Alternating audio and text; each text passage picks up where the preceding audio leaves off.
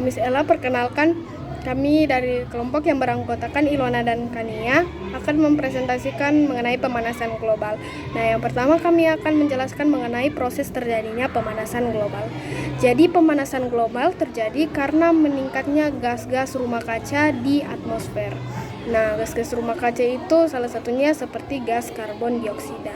Nah, karbon dioksida itu dapat terjadi karena aktivitas alam dan juga aktivitas manusia. Nah, salah satu aktivitas alam itu seperti meletus gunung berapi. Kalau aktivitas manusia itu seperti penggunaan transportasi yang dapat yang menggunakan bahan bakar. Nah, pemanasan global juga disebut efek rumah kaca karena memiliki kayak hal yang sama seperti efek rumah kaca, di mana rumah kaca tersebut terdapat tanaman atau tumbuhan. Nah, jadi ketika sinar matahari dan suhu matahari masuk ke dalam rumah kaca tersebut, maka panas matahari itu tidak dapat keluar dari rumah kaca tersebut. Nah, sama halnya juga dengan pemanasan global. Nah, karena pemanasan global inilah yang membuat suhu di bumi itu lebih panas dibandingkan di luar sekitar di bagian luar. Nah, karena efek rumah kaca ini atau pemanasan global ini sehingga mengakibatkan peningkatan suhu di bumi yang akhirnya itu mencairnya es di kutub utara, dan karena mencairnya es kutub di utara sehingga permukaan air laut pun menjadi naik. Pemanasan global sendiri memiliki efek yang berdampak luas terhadap lingkungan, kehidupan manusia, dan ekosistem. Seperti efek pertama yaitu perubahan iklim ekstrem.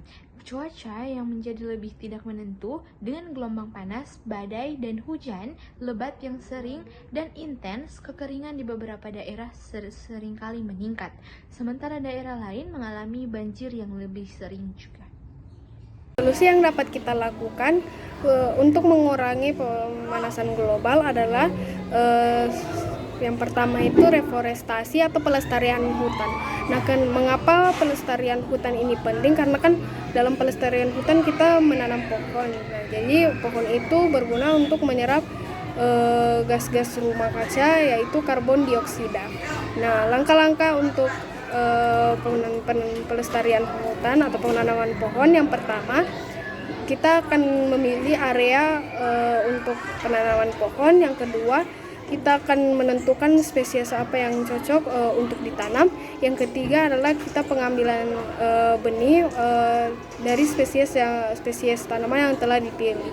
Yang keempat adalah kita membersihkan area dari sampah atau material lain. Yang kelima, kita menentukan jarak atau kedalaman yang sesuai tergantung dengan spesies pohon kita. Dan yang telah ditentukan, yang keenam itu adalah kita itu melakukan seperti penyiraman atau pemupukan pada tanaman yang telah ditanam. Nah, untuk di sektor transportasi itu kita bisa menggunakan transportasi umum dan mengurangi penggunaan transportasi pribadi. Karena kita itu mengurangi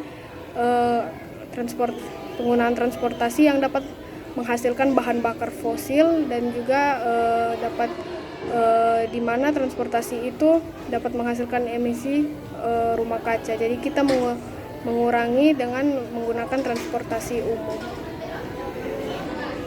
Jadi sekian presentasi dari kelompok kami. Semoga presentasi tersebut dapat menjadi manfaat untuk kita lebih bijak lagi dalam menjaga bumi kita. Terima kasih.